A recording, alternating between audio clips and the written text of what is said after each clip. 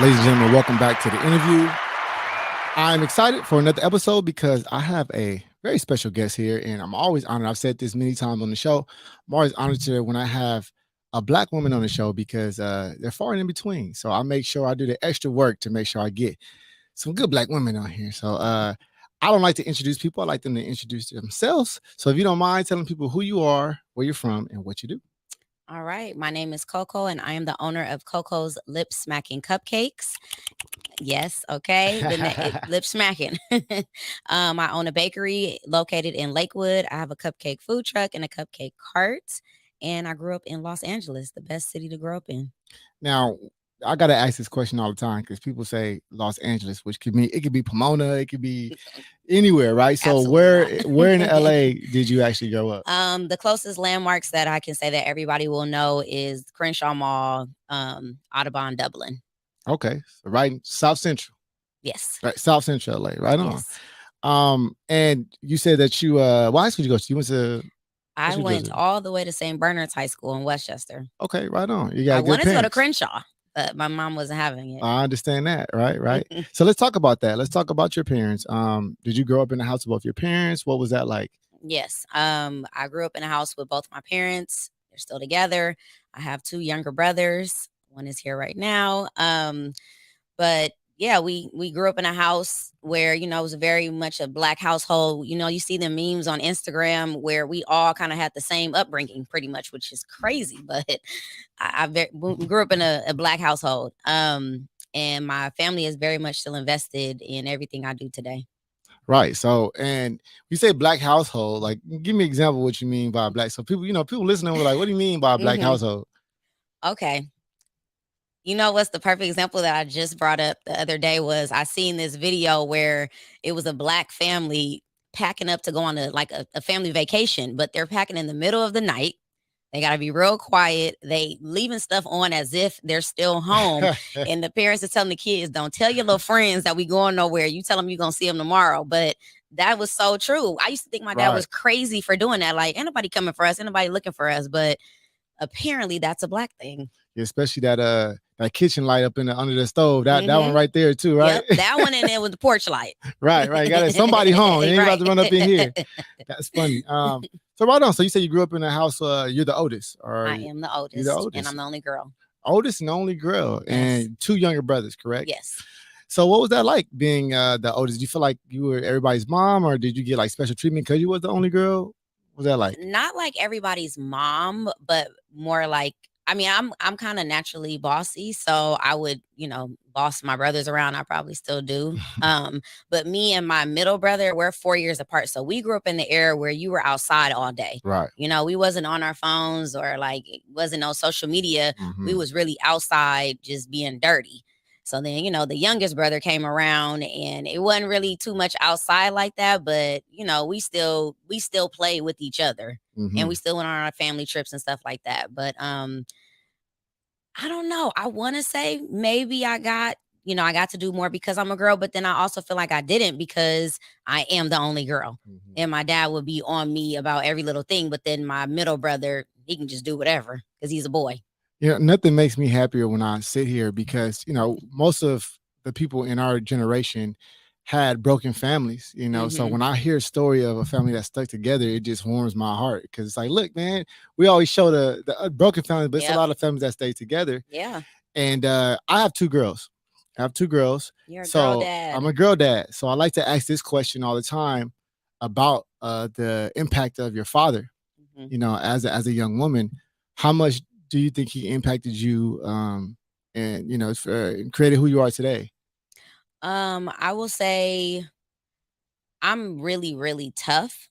And I think that's mostly what I got from my dad was just being tough, never taking no shit from nobody, So whether it be my peers or even in my jobs, like, and people in upper management, like I never let nobody disrespect me or talk to me crazy. And always having my head on a swivel, like just always watching your surroundings and just being aware. Like, I think I got all that from my dad. Were you a daddy's girl? You feel like you was a daddy's girl? No, I'm a mommy's girl. Oh, really? Interesting, right? Oh, he's not gonna. That's like interesting, right? he gonna watch this, right? I never really heard that. Most time it's the opposite. Why do you think I that think is? that's a huge assumption, honestly. Like everybody thinks, oh, that the boys are mommy's boys and the girls are daddy's girls. I don't think that's true. I think it's kind of true. I mean, I don't have a difference. I only have two You're girls, right. and they are literally everything that I thought it would be as far as how I am with them. Yeah. So okay, so growing up in a house of two brothers, you're the oldest. hmm So you graduate first, you kind of lead everything. What was that like being the only girl in the house? Do you feel like you kind of had your own space, or do you feel like you felt, I don't know, I'm just interested in how I felt. it was cool, honestly. Like it was almost like, okay, I'm the one that's always going to be protected because I'm the only girl. Mm-hmm. So it was like, okay, I have my mom, but I also have my dad, and then I have a brother, and then I have another brother. Right. So it's like, even I'm the oldest, it's like, I always have like that protection or whatever. Mm-hmm. Even to this day, like, they're still very overprotective. So, with anything, I could hold my own, but also I know that I have them. But yeah, growing up the only girl, it was fun too because I didn't have to share anything with a sister when it came to homecoming, prom, like it's all about me. My Right. brothers didn't even care about any of that. So, my mom only had to worry about that one time around, but it was fun. Yeah, I wanted to be the only child, but that didn't happen. so you mentioned that's not fair. You got your brother sitting right here. That ain't cool. He's sitting right there, man. Dang. All right. But you mentioned you went to St. Bernard, and I know why. And for those who listen who don't know, St. Bernard is a private school, private high school, located in Westchester, right next to Westchester High School. It's a private Catholic school. Private Catholic school. So did you grow up Catholic? Did you grow up? No, we're Christian. Okay. But at that time, if I remember correctly, I think it was only one other Christian high school. So we went to, all three of us, we went to West Angeles, which is a Christian school. Right on, yep. Yeah, off of Crenshaw. It's no longer there anymore, which is very unfortunate. But we went there, and I guess, the next best thing was going to be a Catholic school, just, still stay in that religious structure. Do you feel like you had any type of like I guess like friction because you were a Christian at a Catholic school? No, not at all. Because honestly, majority of the people there, either they're Christian or they're Catholic. Same reason, right? Yeah, because it wasn't many other options. So, and then, it definitely wasn't frowned upon, if you weren't Catholic. And honestly, I was there for 4 years, obviously, and I never picked up on any of the Catholic prayers or any of their traditions. Like it just, I just felt like it wasn't for me. Interesting, because some people went to St. Bernard, they wasn't even religious at all. I just wanted their kids to go to a good school, right? Yeah. So yeah. Interesting. So you end up graduating high school, obviously. But let me backtrack a little bit. Growing up in LA in general, there's a lot of landmines. Yes. Right. There's a lot of ways you can go. And I think parents obviously have a lot to do with which way you go. But outside of that, how do you think you avoided some of those like landmines, whether it be falling into gangs, whether it be falling into, thug life or whatever the case may be? How'd you navigate that? So for me, I've always been active in sports. So I played basketball starting at 7 years old. Like I said, we played outside. So I always been active, dance, sports. And on top of doing that, I was also like a girly girl. And at the same time, I wanted to have my hair done, my nails done, dress up, be cute, go to the movies. Okay. I like boys, I was never really worried about the street life. I've always thought gangs were dumb. It just, Right. It was stupid to me. I didn't understand the logic behind any of it. So it was never appealing to me. Right. And I'll say, for me, sports, same thing. For a lot of people, it's sports, right? Sports, you have a sense of, sisterhood for you, right? Essentially, right? Which gives you a community so you don't need to go seek one or whatever the case may be. Coaches or mentors, so on and so forth. So that's excellent. So after you graduate high school, you end up going to college. What was the next step for you? So I did go to college, but I really only went to college because my mom wanted me to. I didn't really care to go to college, but you just kind of feel like, okay, that's the next step. That's what you're supposed to do. So I went to college. The first college I went to was Dominguez. And I always had a job. At 15 and a half, I've always worked. So I was working and then I was going to Dominguez. I really didn't like that school. So after I did 1 year there, then I went to CSUN. Shout out, I'm a Matador.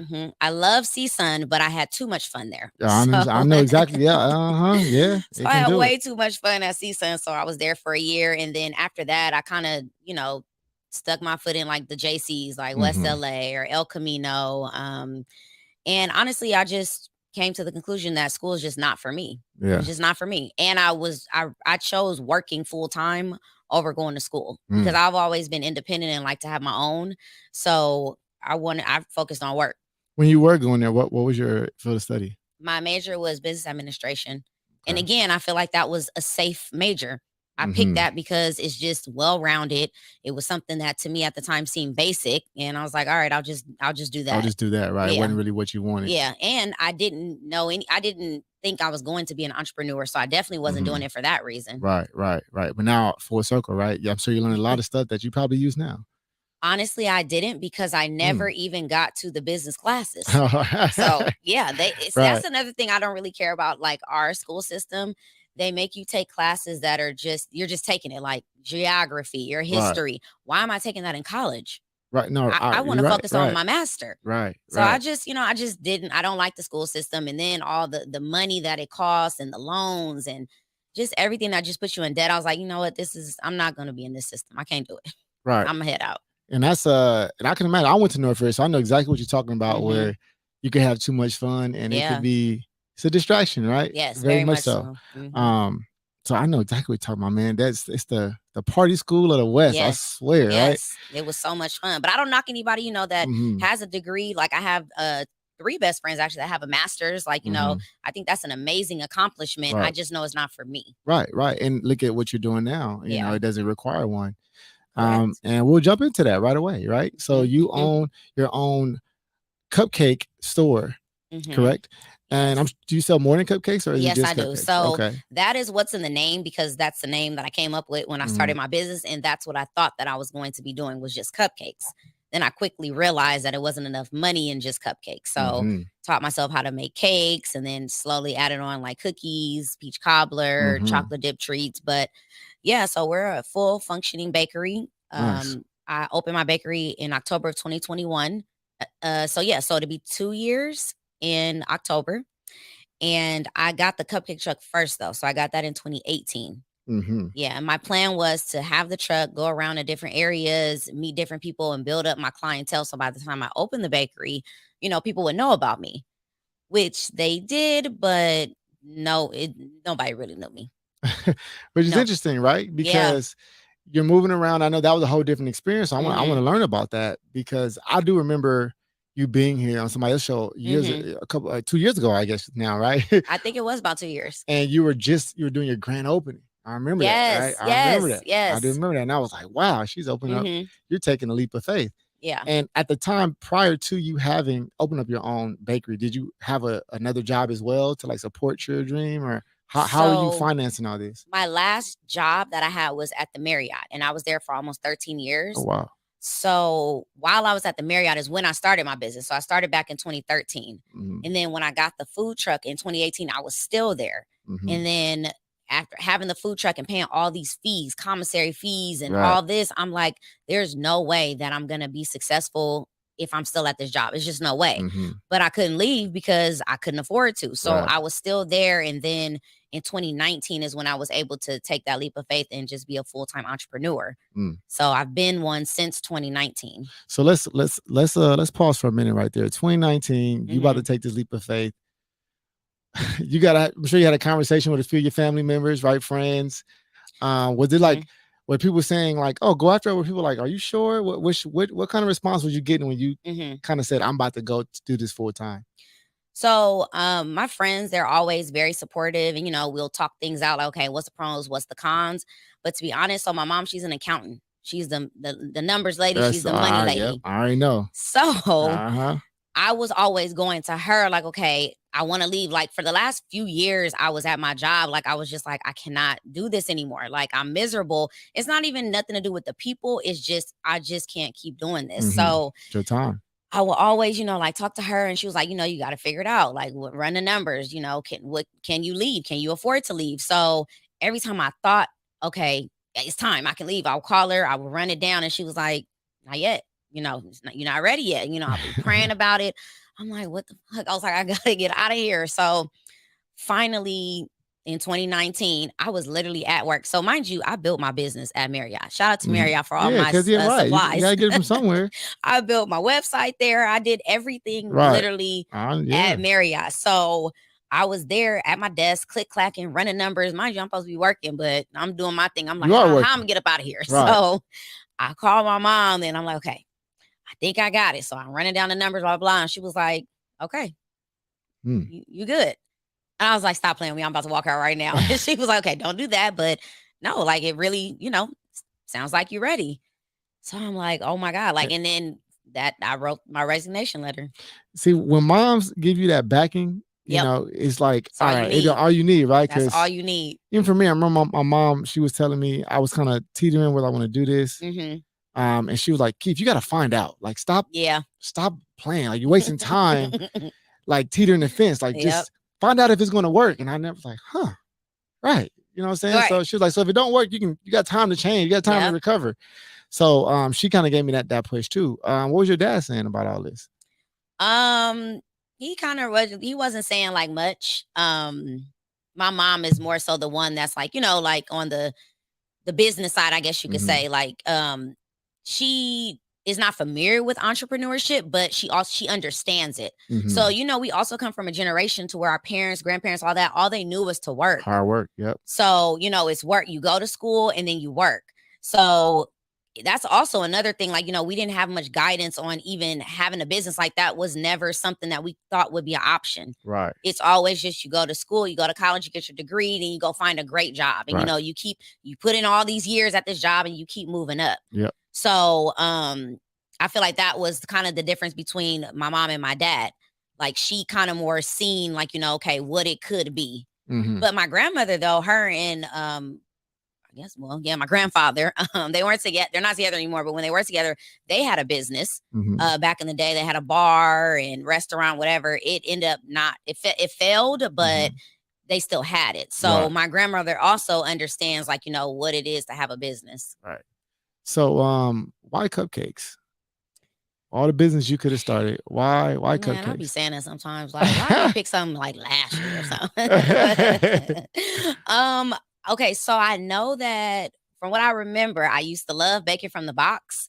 And like me and my family, we would go like to Albertsons, get like a white cake just to eat it or whatever. So I knew like I liked baking, but I also am a DIY person. Like I love arts and crafts. Like when it comes to the school projects, like, oh, I'm ready. Like, so I love to like be creative. So I guess with my love for baking, in my creativity, I was like, okay, I guess I want to make cupcakes and then I want to make cakes and design it and stuff like that. But I knew that if I wanted to start a business, I wasn't going to be selling from the box, which there's some bakers that do that. Just for me, I just feel like I got to be all in. So I taught myself how to bake from scratch. Oh, really? Self-taught. That's incredible. So Google and YouTube. Oh man, that's and I love that because most people think you probably like went to school, or did you ever take a class? Did you ever the only like classes go back? I took, and I don't know if you're familiar with this store because people was like, "What is that? Michael's, the hobby store?" Yeah, no, Michael. Yeah. So before the pandemic, they like years before the pandemic, I took like maybe 2 classes there. One was like about like frosting, and then the other one was about maybe a cake. But it's Michael, so it's like very, very simple. Like it's a very simple class, but it was cool. It was fun. Right. But for the most part, it was just hands-on. Right. You learned something. Yeah. So you say, okay, I'm going to dive into cupcakes. And when you got the truck, right, you were just doing cupcakes at this time, right? Cupcakes and cookies. And when I say cookies, it's like your regular oatmeal raisin chocolate chip. And what was that process like? Do you like you say that was for what, 2 years you just had the truck? Right? 2018, yeah. So 2 years. So and this prior to you open up the actual brick and mortar. So what was that part of the story like? Like how was it like when you said I'm gonna get this truck? What was the plan? So it's funny because I had no idea how I was going to get the truck, but I just kept manifesting it like I'm going to have a food truck. And I didn't really know where the money was coming from, but I just knew I was going to get it. Like I'm working my ass off and I'm doing my research, and I swear it's just nothing but God, because there's a third-party site that sells food trucks, right? So I find this truck and everybody always asks me like, oh, who did your truck? And I literally bought it as is, well, except for like my custom wrapping. But the truck is already, I bought it the way that it was set Ready up. to go. Ready to go. So I found it online that way. But I knew that this third party person was like jacking up the price. So I'm like, okay, I need to find out who actually owns this truck.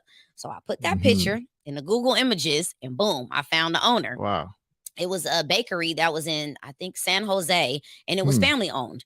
So I reached out to them, and now I'm just going directly with them. And they were just so nice, and just, was like, you know what, we just want somebody to have the truck that, like really want, like we could tell you really want this truck, it's for your, like they didn't care about the money really. So they had 2 bakery locations, and then they had the truck. So the truck was just beginning to be too much for them. Right. So I flew me and my mom out to San Jose so we can go meet them in person, look at the truck. And literally at the first meeting, they were like, okay, so if you want to sign the title, I said, well, wait a minute. Like I thought we was chit-chatting, but how much it worked out. How much did the truck cost you?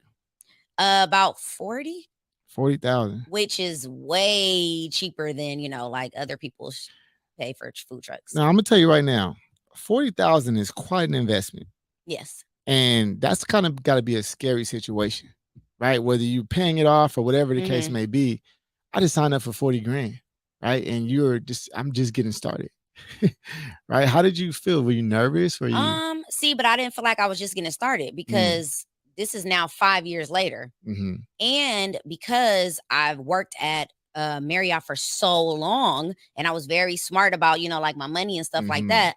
I had a 401k. Okay. So I think 13 years worth of, like a 401k. Retirement, right. Yeah. Right. So did you have to take that out for that? Oh, yeah.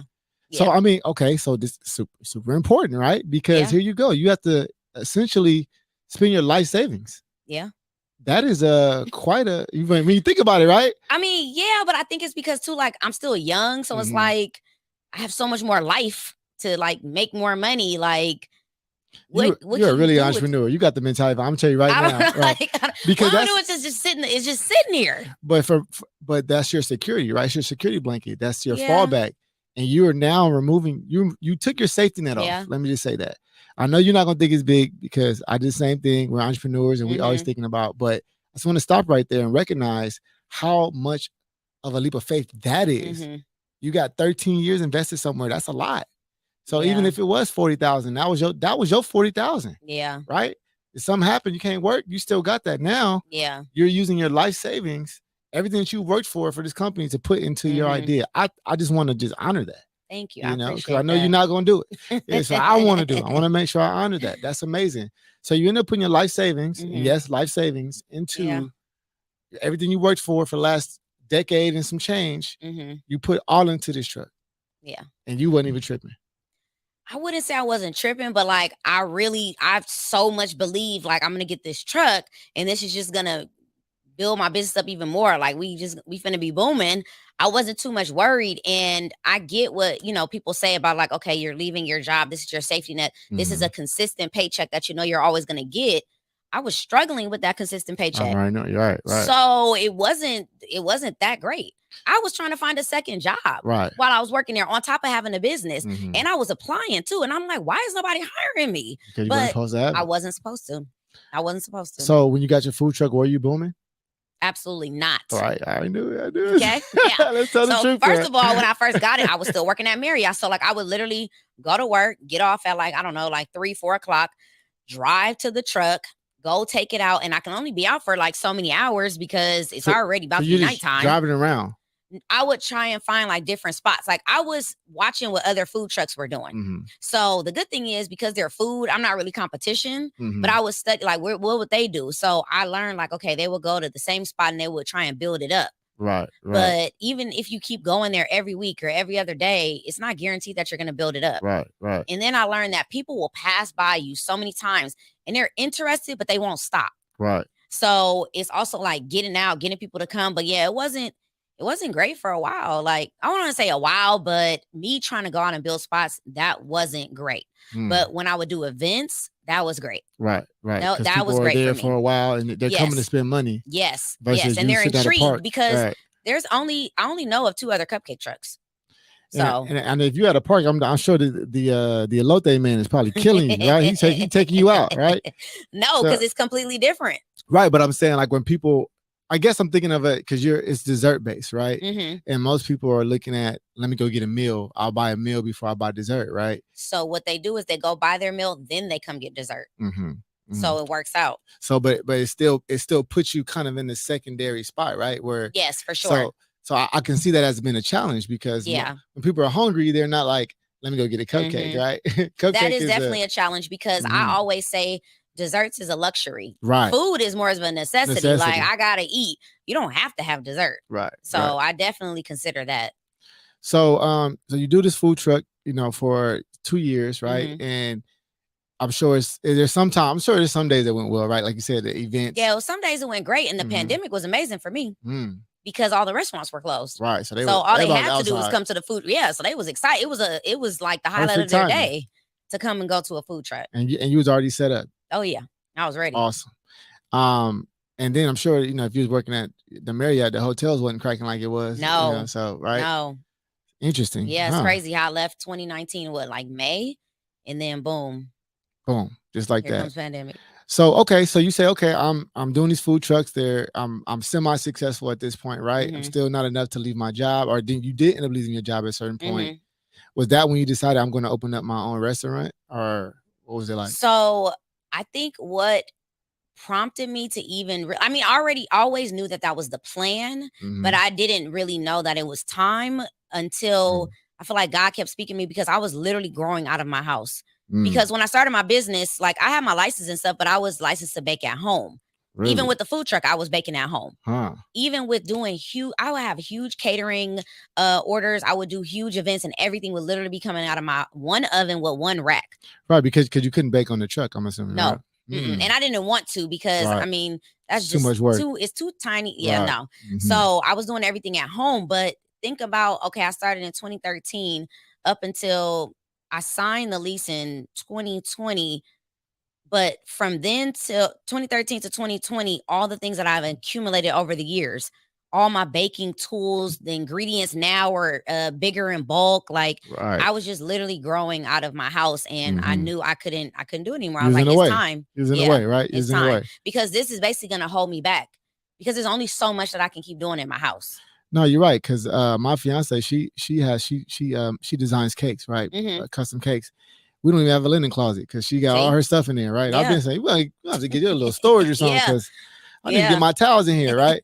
But so I'm saying that because I can only imagine, right? I know from the experience. So you say, okay, it's time. I'm going to take another leap of faith now, right? And you still have the truck.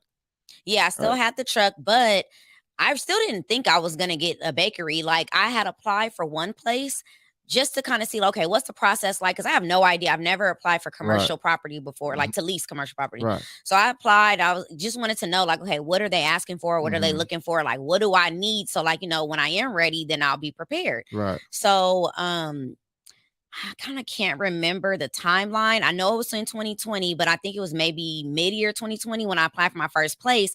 And the lady was super nice and she really wanted me, but she was like, she didn't really say you're not ready, but she was like, in so many words, like, I don't have the money. Right. But I was like, but I do. Like, I can show you, but it's because, and this is where we kind of mess up, and I didn't know, you got to account your cash. And I wasn't doing that, not because I was being sneaky. I just didn't think I had to. Right. So I was only doing card sales, and cash was just like, okay, cool. It's off to the side. But when it comes time to give somebody your profit and loss statement and your balance sheet and give them your bank statements, she's like, the math is not mathing. Like, how are you even surviving? And I'm like, what do you mean? I'm making money. And she's like, well, where is it? Right. So then I quickly realized, like, okay, I need to get some bookkeeping going. Yeah. Right. Yeah. I need to. Oh, wait, it wasn't 2020. I'm sorry, 2019. Now I'm getting confused. No, you opened up the restaurant in 2020 because I opened in 2021. Yeah, so it's 2020. I know your story. Okay, because I'm like, it had to be the pandemic. Okay. Yeah. So she was like, no, but that helped me because I was like, okay, let me get my stuff together. And then immediately I started like, counting for cash and all that. But that helped me be better prepared. So then when I applied for the place I'm in now, I still didn't, think that I would get it. I was just trying to see, let me see what they talk about. So when you do apply, because I know getting started is always the fun part, right? Or when you're building, you're building it out. And I saw your process of building it, and I was just sitting there cheesing because I built so many studios, around the city and different states. So I was like, man, she went to work, and that was the fun part, right? And then like day one, day two, first week comes. Like, what was that first week like of opening up? So the build out was not fun to me. It took way longer than it was supposed to take. Right. That wasn't fun. The decor part was fun because I can decorate and it's cute and this and that. But like the build out part of being on top of like the permits and the license and health department, building and safety, what the contractor doing, when is this going to be done so we can then move on to the next stage? Because it's different stages. You can't do stage 3 without doing stage Right. 1. But it's Right. like, okay, but when is 1 and 2 going to be done? And I'm an Exactly. impatient person. Right. And I like to do things myself. Obviously, that I can't do that myself. Right. Right. So it's being on top of that. At the same time, I still got a business to run because I still got to make money because I still got to pay for all this You stuff. still got to pay for it, right? So that probably was the most stressful time in my entire life. Like that was hard. But I opened, and when I opened, it was like a soft opening, but we literally ripped the paper off them dirty ass windows. It was like, all right, y'all, come on in. But people was already outside waiting. It was great in the beginning. It was great. I think it's because everybody was so excited. Right. Like, oh, what's this? Everybody's This is new. excited, It's a right? bakery, right?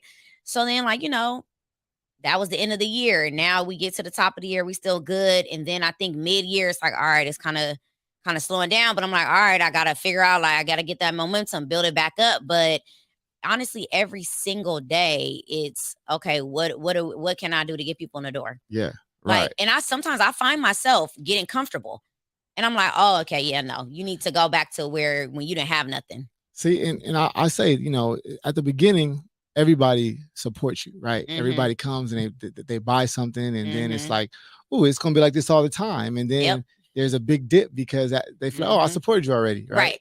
Right. So now you got to build a new clientele, essentially, right? Of those who aren't your friends and family.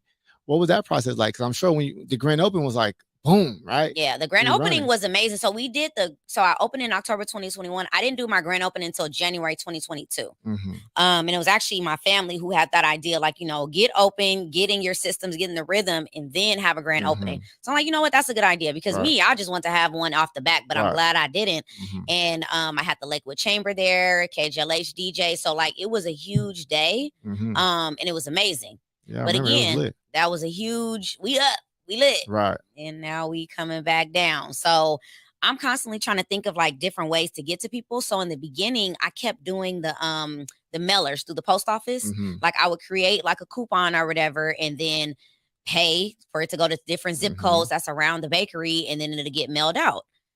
That was cool, but I was actually spending more money than getting money back. Yeah. So then I was doing Welcome to marketing. You never know how much. Oh my God, I don't like it. Yeah, marketing is one of those black holes of money. You just got to put it in and then. And after me doing it for like 3-4 times, I'm like, all right, I'm not doing that no more. It's clearly not working out. Right. So honestly, even to this day, I'm still just trying to think of different ways to get to people. The most recent way is TikTok, which is annoying, but. Right. It works. And especially for you, because you're on location. So it's not like you shipping out cupcakes, right? Right.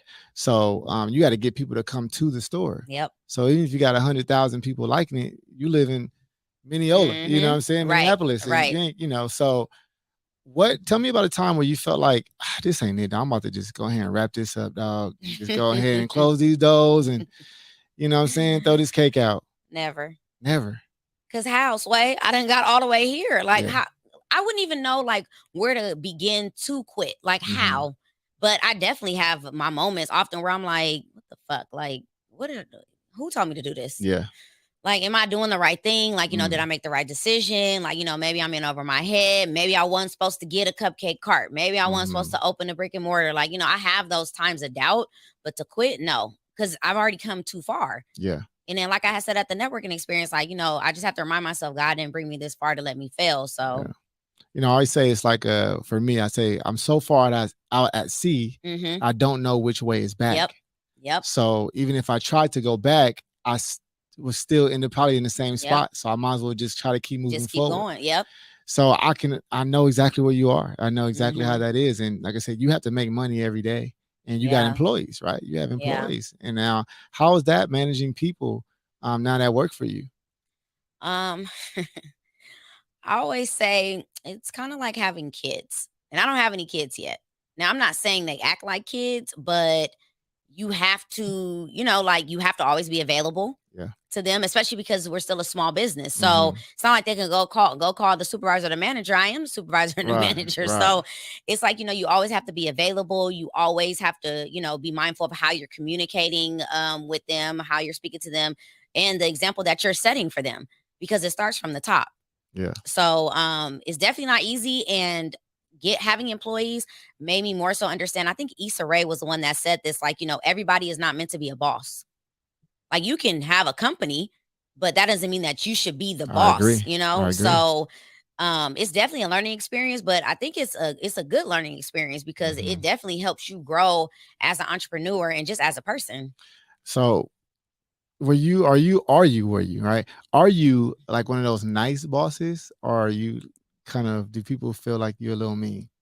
So that's so funny because I'm naturally like not that nice, but I feel like when it comes to my employees, I'm way nicer than I probably should be. Mhm. And maybe because I've had so many jobs to where, like, I've not really me, but other people have experienced, like, bosses being rude to them or being condescending, or, you've worked at a job where it's like, okay, you don't feel valued. They could care less about your opinion. So I never wanted to be like that.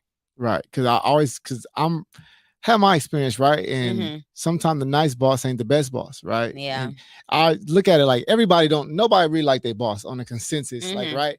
And I'm like, so I think like, are you supposed to? Right. Like, is that what makes them the boss? 'Cause everybody complain about their boss, right? It's very Right. rare that people don't.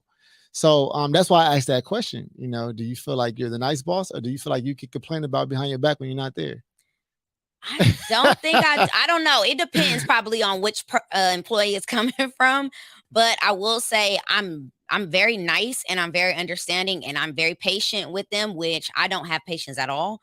But with them, I have to have patience Mhm. until it gets to the point where it's like, okay, now you playing with me. Right, So right. now I gotta be a stern boss, I guess you could say, Right, right, because right. I'm You gonna got to give be the you a stern write up if boss. I have to give you a write up, or we're gonna have a conversation. Right, right, right. I gotta be stern with you, right? And that's Yeah. them hard conversations, right? Is Hmm. what kind of makes it makes a difference, right? Getting used to having those tough Yeah. conversations. It's like Uh, annoying almost, but it's right. like you don't have a choice. Have you had to Especially with fire the somebody? no. I've Oh, been close, but no. okay. Now let me ask you: when you first opened your employees, or I'm sure people have left, or maybe have came for whatever reason, Hmm. did you start with like family and friends and hiring them, or did you like have outside people? What was that process like? Hmm.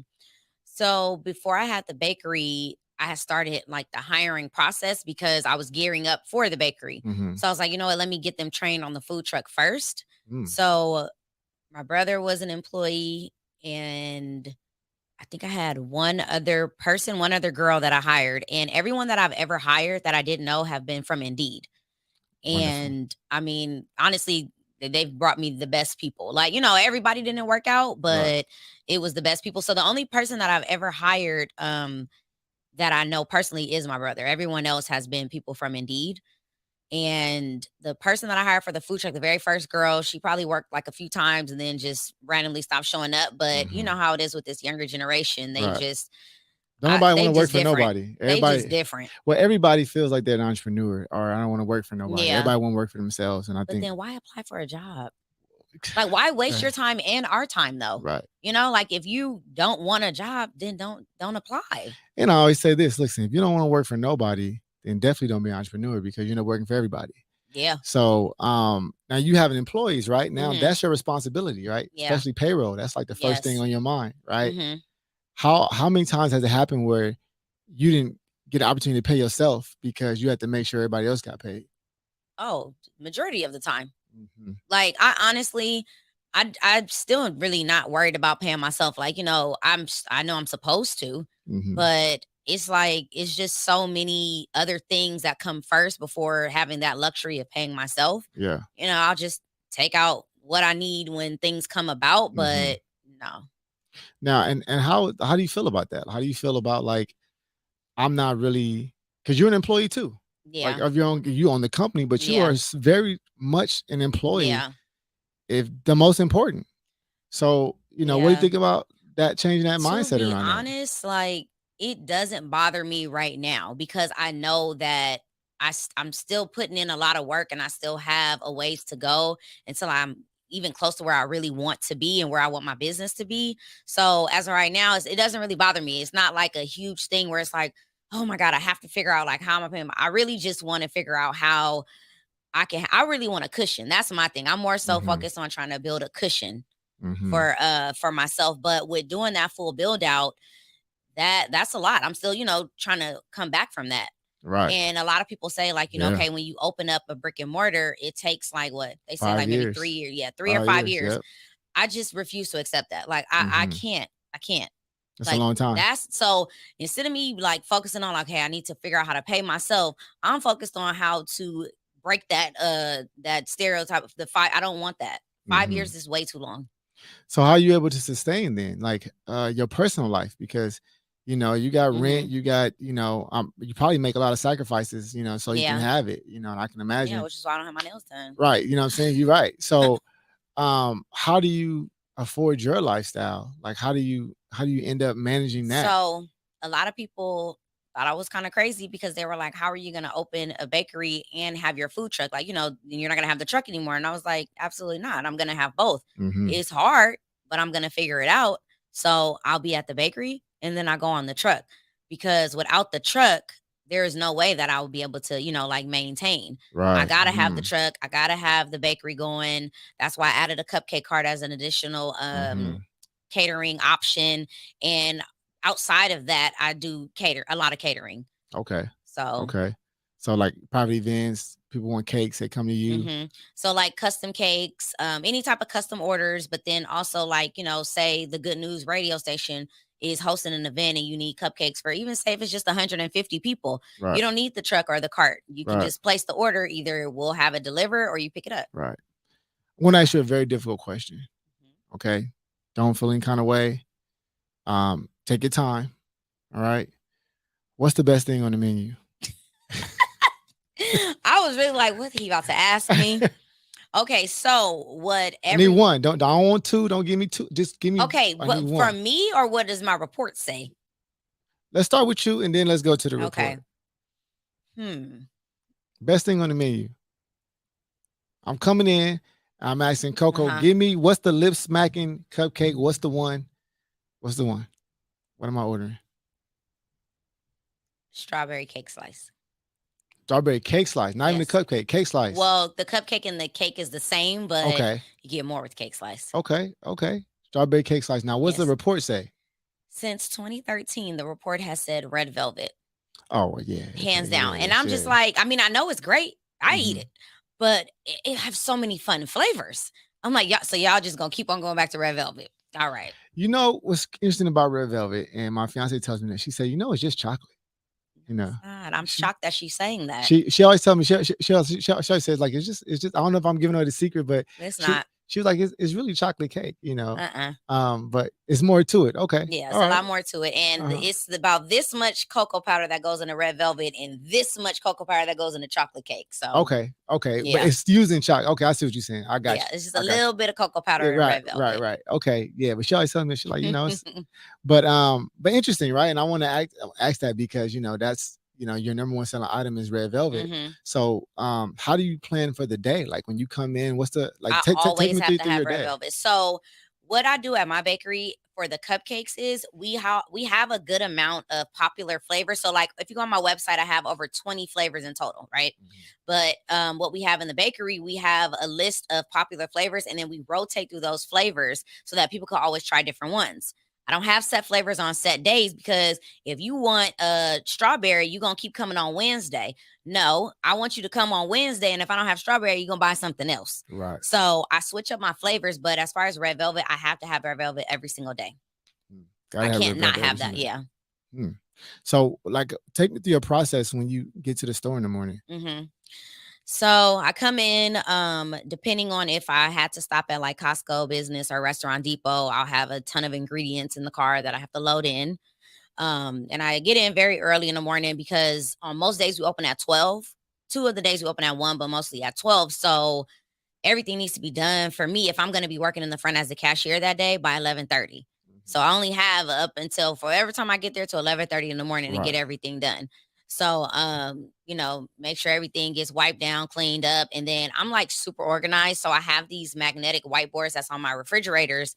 And that's where I organize, like, okay, what are we going to have for the day in the bakery? Right. So I'll write out like my list of flavors that I want to do for the day. And that's another reason why it's random, because it's just like, I don't know. It's like what I feel like I'm in the mood to make. Right. Like, Right. so, or what did we not have really last week? Okay, I want to do that today. So I'll write out the flavors, and depending on what day it is, that's how I'll write out, like what's the quantity that I even want to have for the day. Right. So like obviously the weekend, I'm gonna bake a lot more than what I bake for a Tuesday or Wednesday. Now sometimes in weekdays they be tricking me because it be busy, but I'm not complaining. So I'll write that out or whatever, and then make a little to-do list. Like, okay, I'm gonna make cupcakes. I'm gonna make this many cakes. These are the flavors. And then if it's the top of the week, I'm always gonna be prepping batter. So doing like vanilla times 25, red velvet times this, like making large batches of frosting, because I'm trying to get us through the week with that. Right. Sometimes it gets us through the week and sometimes it doesn't. We have to make it again. But and also if I have any orders due, like, okay, when do I need to start on this? And what do I need to do for this person to order? So that's pretty much how the morning goes. And then I just, dive in and start Get baking. to it. Yeah. Get to it. That's pretty man, that's pretty dynamic, because your day starts early. Yeah. Right? It starts very early, right? Because you got to be like, what time do you open? Open at 12 on majority of the days. Okay. So I try and get there like, I don't know, like 6. Sometimes late is like 7 is like kind of late. And then I close at 7 majority of the days. So then I'm out of there like 7:30ish, 7:45. So majority of the time, if it's just me, I'm there from the time I get there to the time we close. And what time do you close? At 7 p.m. 7. And then probably a little bit after that. Yeah, because I gotta clean up, pack up, all that. So like 7:30ish. Wow. And 12, 13 hours. Let people know where it's at and your hours of operation. So we are located at 5239 and a half Paramount Boulevard in Lakewood, 90712. We are right off of Paramount and Candlewood. So we are not far at all from the Lakewood Mall. And we are open from Tuesday to Sunday. So the only day we're closed is Mondays. Tuesdays is 1 to 6.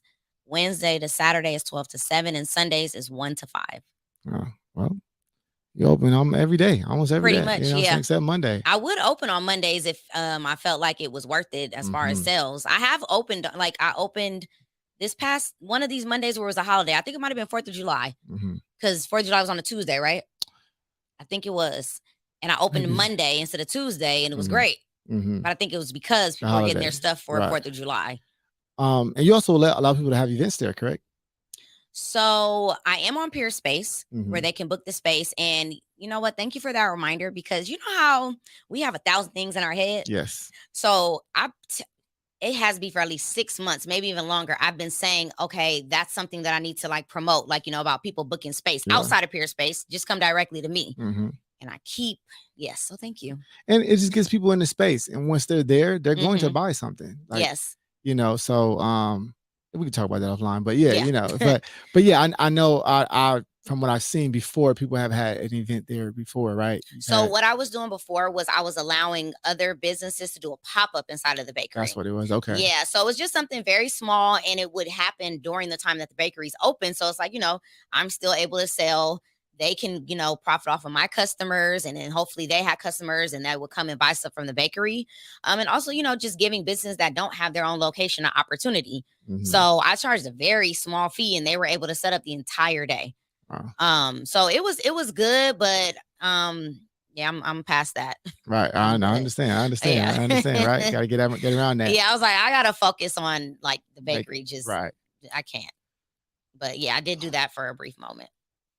What's next for your business? Man, that's actually that's a hard question, because you kind of think like, okay, I got my bakery. I got that. Cool. I still got my truck. Now I got my cart. It's like, I thought within a year of having the bakery open, I was going to open a second location. And then you're knee deep in it, and it's like, that was cute. That was real cute. Yeah, been there before.